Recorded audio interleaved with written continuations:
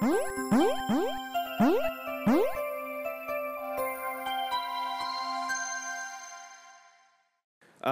I'm Vijay. I'm CTO and toy maker of the Zynga With Friends studio, the original creators of Chess with Friends, Words with Friends, and a lot of that franchise. And what I wanted to talk to you a little bit today is how we design and build social mobile franchises. And to start, I kind of wanted to get off on the foot talking about what are we trying to do? What are we all here? Why are we trying to make these games? Why are we trying to make social mobile franchises? And I would hope that we're all on the same page here. What I want to do, what I want to create is I want to create joy for our players. I want to have our players smile and laugh while they're using our products. I want to connect people together, and I want to succeed as a developer. Obviously, if you do A and B, C tends to come a lot easier, and that's the way that we really look at it. And the most succinct way that I've seen this explained is a whiteboard that we actually had when we started New Toy that was clearly stating, we make games that are beloved. And that was our goal. That was kind of what we were trying to accomplish, and it still continues to be. So as you're listening to what I'm talking about today, keep this in mind, that this is what we're trying to create. This is what we're trying to all do together. And what I've done is I've tried to boil down some of our mantras, some of our philosophies to 8 specific points. I'm not used to giving a 30-minute talk, so if I go over and I don't get everything done, I apologize. So let's just get started. First things first. We probably all know what these are. I would guess this isn't a surprise to anybody. These aren't PCs. These aren't consoles. They're not web machines. They're nothing like that. These are mobile devices. So the first thing that you should do when you're trying to create a franchise is embrace the platform that you're given. Really try and leverage the pros and cons of these platforms. They do some things well. They do other things not as well. These are devices that we have in our pockets at all times, that are connected, that are always on, that people are pulling out and using asynchronously.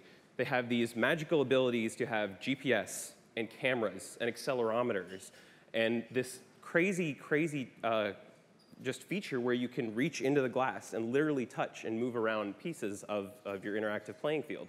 And the reason I wanted to start here is this is where the With Friends franchise was birthed. In 2008, when the App Store was getting started on the iPhone, what happened is the conversations that we were trying to figure out and what we wanted to build and what we were trying to design were, this device is incredible. It's doing something new. It's delivering these experiences and giving us the capability to do something that we were never able to do before. What kind of things can we actually deliver to our players that were no longer impossible to do? And the things that we kind of landed on were, we should be able to build games that actually deliver positive experiences here. We should be able to have you connect with 10, 20, 30 people at the same time. You should be able to pull it out and play at any time that you want in 5-minute chunks, 10-minute chunks, 20-minute chunks. And what's most inspiring to me about this is that we've barely scratched the surface about what these devices can do.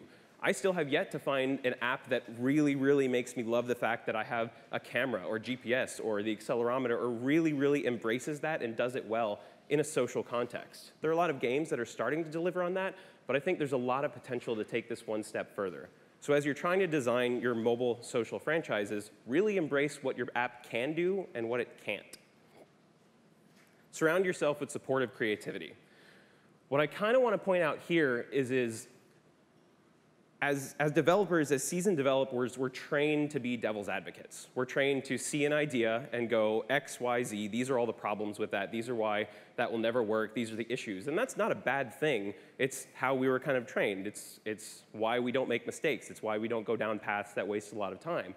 But the problem with that in this space is that idea, when you come up with a little nugget of a concept that's completely outside of the box that nobody has ever heard of, that type of a negative attitude shatters that. It takes that fragile eggshell of a concept and it just crushes it. And it's the most destructive thing you can do when you're trying to build something new.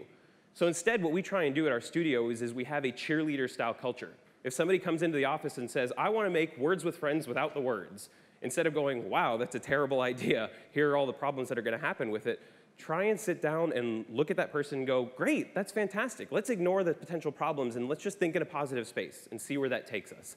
Maybe we can do X, maybe we can do Y.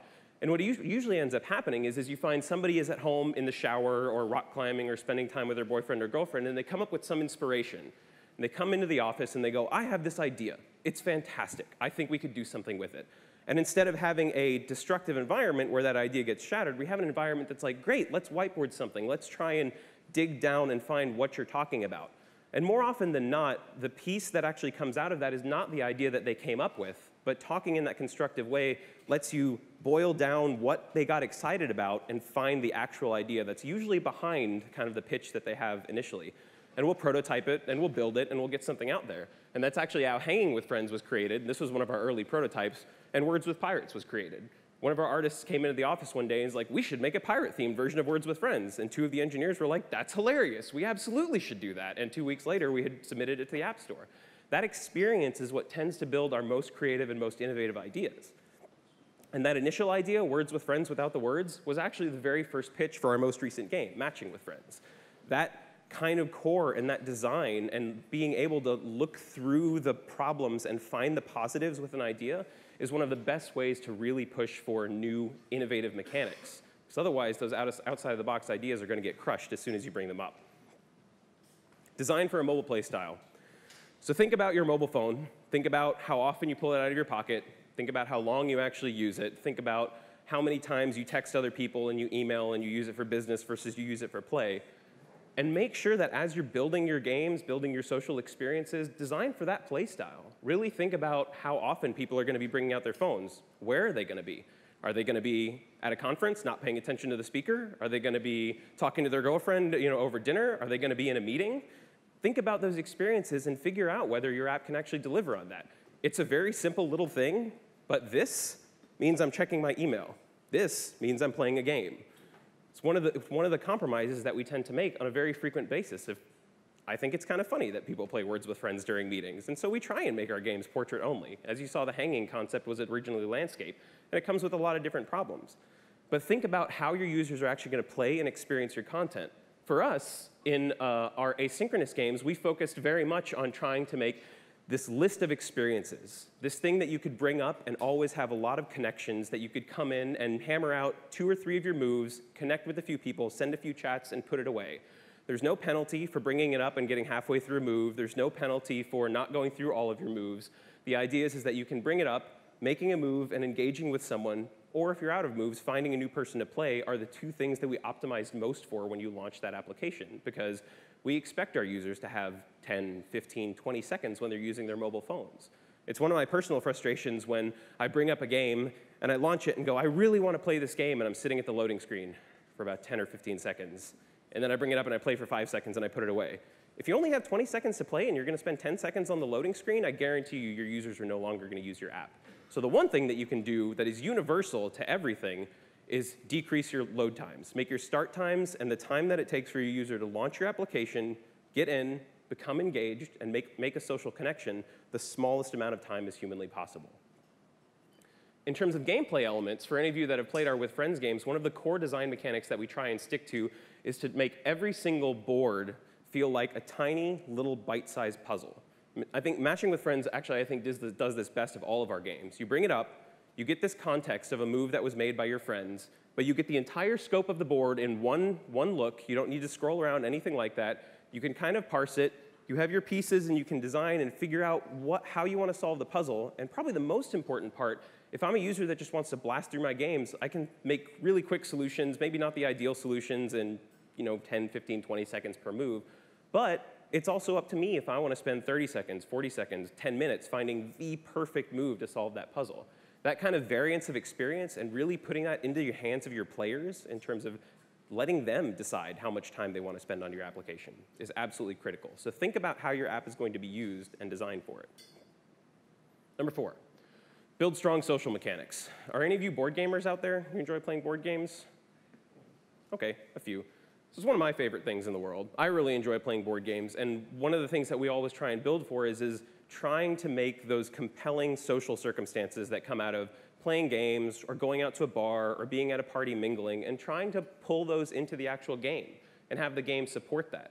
So one of the things that we optimize for as much as possible, and I think Words with Friends and Draw Something does this really well, is to make every single move, every single interaction that you make inside of this game some sort of an expression, some sort of a social experience.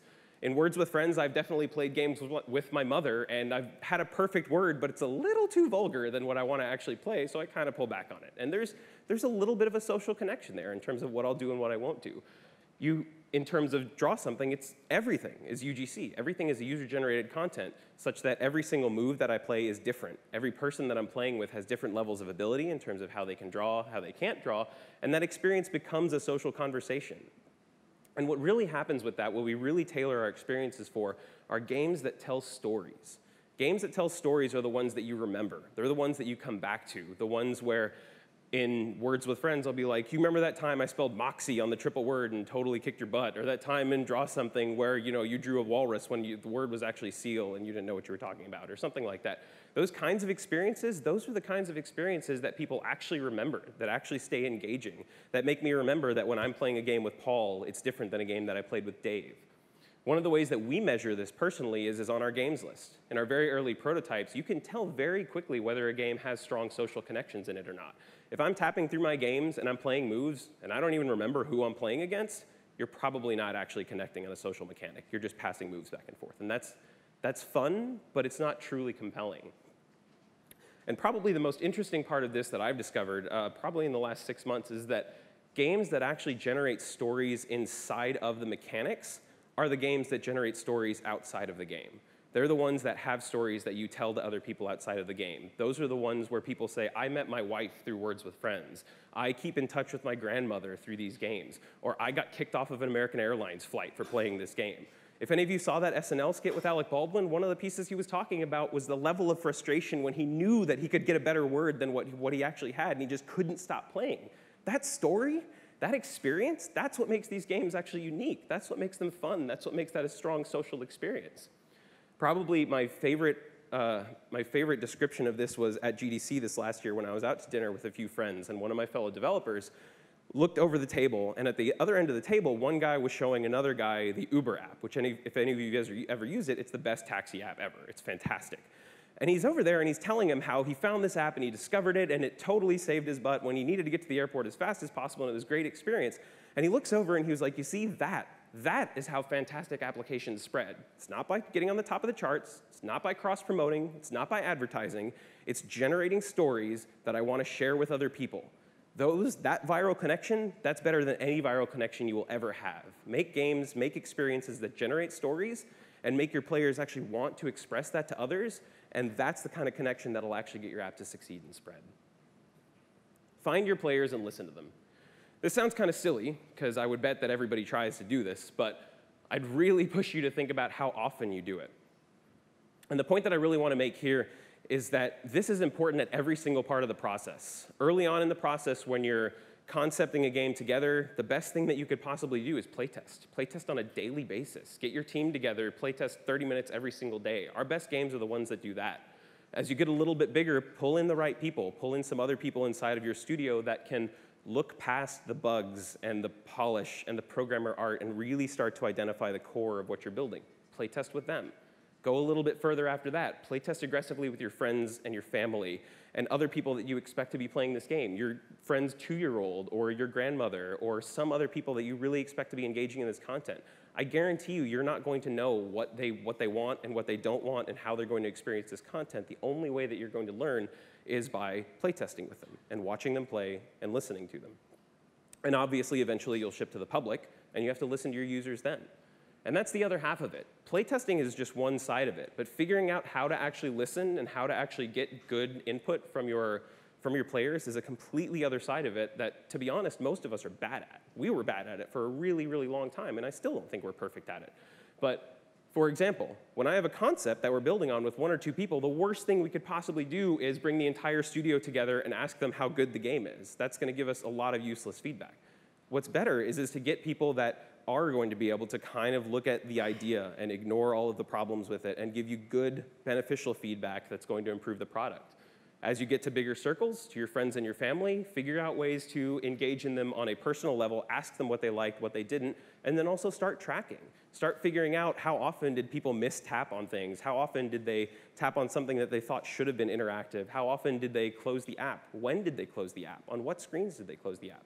It's something that we've learned a lot since we joined Zynga, is that gathering information, although it does have a negative connotation sometimes in our industry, gathering information is hugely positive in terms of informing you to make decisions. I guarantee you're not going to be right about everything that you do. It's a fact of life. You're not going to be right. Your users are going to experience your content in different ways than you expect. And the only thing that you can do is actually gather information from that and learn from it. Oh my, I'm running out of time. 3 more points. Keep it lean. So one of the best things about the mobile space, and one of my favorite things about the mobile space, and the reason why I left AAA development, is because you can do it with a small team. You can throw 2 people together, 3 people together, and you can build incredibly successful products. This is actually a photo of our studio when we got bought about 1.5 years ago by Zynga, and our studio size basically hasn't changed. We've been about the same, but we're working on 2 times as many products now. And the reason for that is our teams tend to be less than 5 people, and more often than not, our products actually are made by teams of about 1 to 2 people early on. Our concepts are developed by incredibly small teams that wear a lot of different hats, that are able to move around and try a lot of different things.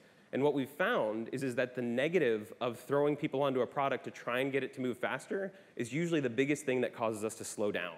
It introduces this battleship that's really difficult to turn. It introduces a lot of other people that you're working with, and you're trying to spread the vision, and you're trying to make sure that you're all on the same page. And what we've been trying is actually to err on the other side of it, err on the side of being too small as often as possible. One thing that I've been trying to do personally as I'm directing a product right now is notice that a team has gotten too big as soon as somebody asks, what am I supposed to do today? What do I need to do on the game? If you have a small team of a few people and you're playtesting regularly, everybody knows the game, everybody knows the vision, everybody knows what they're doing, and left alone, they'll create amazing things. That's the point where it gets too big. I'd urge you to try and lean on the side of lean development instead of heavy development. Experiment and fail. If you've read The Lean Startup, this is right out of that. And it's something we're pretty bad at. And what I'm trying to say here is that you really want to have this throughout your entire process. Make experiments, try out different things, try that early on in your development cycle, change your entire design, and scrap it, rebuild it. Try that on a daily basis, on a weekly basis, see what you come up with. You'll definitely spend some time on those experiments, but I guarantee you'll walk away with new experiences that come out of it. As you go on, do this with your live audience. Do this with your friends and family. Do this with your studio. Try out wacky different things and experiment. These are the kinds of things where new ideas actually come from and new innovative ideas actually come from. Just having a concept, having an idea, and assuming that it's going to be bad or assuming that it's going to be good is one of the best ways to waste your time. And if you're not failing, then I would argue that you're not trying things that are risky enough. Identify your goals and focus on them. This is another one that seems like it's really obvious. It seems like we should all do this. We should do this fantastically. But think about what you're trying to deliver. Are you trying to deliver the best photo experience? Are you trying to deliver the best one-touch experience on the phone? Are you trying to deliver the best accelerometer game? Are you trying to deliver the best engine? Are you trying to deliver the best social experience on the phone? What are you trying to do? Normally, I talk to a lot of people, and I have a lot of friends, myself included, a lot of designers at our studio that say, well, the game is the sum of its parts. And what a lot of times that means is there are a lot of these different things, and I'm afraid of solving that core goal. It's not always the case, absolutely not.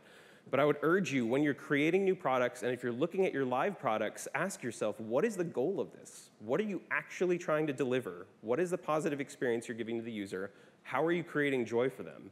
And as you're developing, cut everything else, scrap everything else, and build only towards features and elements that augment that goal. Otherwise, what ends up happening, especially with people with gamers backgrounds like myself, we want to add on achievements and leaderboards and stats and PvP and directors and all kinds of crazy things. And what that usually means is there's this problem over here, and the only reason I say this is I've done this recently. There's this problem over here, and I'm too afraid to really solve it because I don't think I'm going to be able to do it. Attack that problem head on, experiment with it, and you'll figure out what you need to do much better. So I kind of want to bring it back to the very beginning. What are we trying to do here? And as I was originally coming up with this talk, very, very recently, Jane McGonigal had given a TED talk on whether we were going to regret playing games on our deathbeds. And she brought up this article, I think it's from The Atlantic, maybe, about the top 5 regrets of the dying. And the thing that I found most interesting was these 5 regrets tied directly into the kinds of experiences that we want to deliver, the kinds of things that I wanted to fix in the industry, the kinds of things that I think we have the capability to do better. And if you don't know what those are, these are them. I wish I'd had the courage to live a life true to myself, not the lives others expected of me. I wish I hadn't worked so hard. I wish I'd had the courage to express my feelings. I wish I'd stayed in touch with my friends. And I wish I'd let myself be happier. I don't know about you, but when I look at these 5, I think that the amount of people that we can reach in the mobile space and the amount of fun that you can deliver with new game mechanics, and the amount of connections that you can deliver with people can address all 5 of these. And if you ask me, the next big successful franchise, the next with friends, the next thing that's really going to connect us as individuals on these phones is the one that's going to tie into these deep-seated desires that we have. So I'm personally excited about this. I want us to take on the responsibility to actually try and push our industry forward, to actually try and create new social franchises, to create new mobile experiences that we could not have had anywhere else until we were carrying these phones around in our pockets. I want to create joy, I want to connect people, and I want to make games that are beloved. Thanks.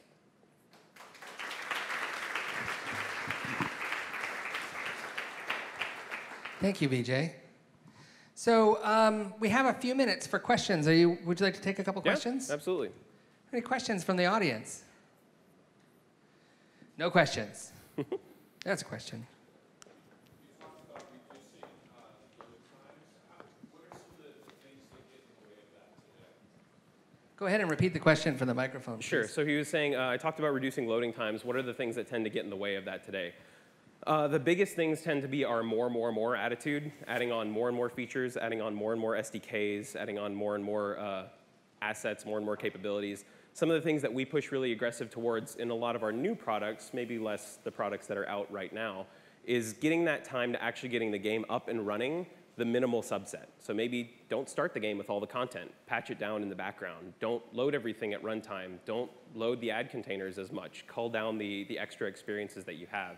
And it's difficult on these devices, especially as you're building for older ones. But the biggest things I would say are loading things into memory that you might not need and adding in new SDKs and libraries and frameworks.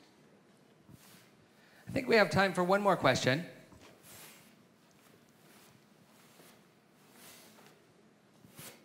Oh. How do you balance cross-promotion and advertising and so forth with kind of the in-game experience, since you have a charter to cross-promote to the Zynga network and so forth? I'm sorry, I missed the first part. How do you balance the fun and the user experience with cross-promotion and advertising? So I think the best way that we've done that is, again, I feel bad because it's something that we're building that's not out live right now. I think the best way to do that is to realize that you have a lot of different users, and you can cross-promote to them, but the ideal cross-promotion is one that doesn't feel like cross-promotion. It is the one that genuinely says, based off of how you play, based off of how your users play, based off of the kinds of things you like doing, we're fairly confident this is a game you're going to enjoy. We're fairly confident this is something that you're actually going to have a positive experience with. The very first thing that we put into With Friends that cross-promoted was actually a shared With Friends bar, so you could see your moves across all of your different games. And I think we're starting to push further into that direction in terms of, I do believe there's a way to promote other products in a way that is a positive experience to the user and not an advertisement. Thank you very much. Thanks.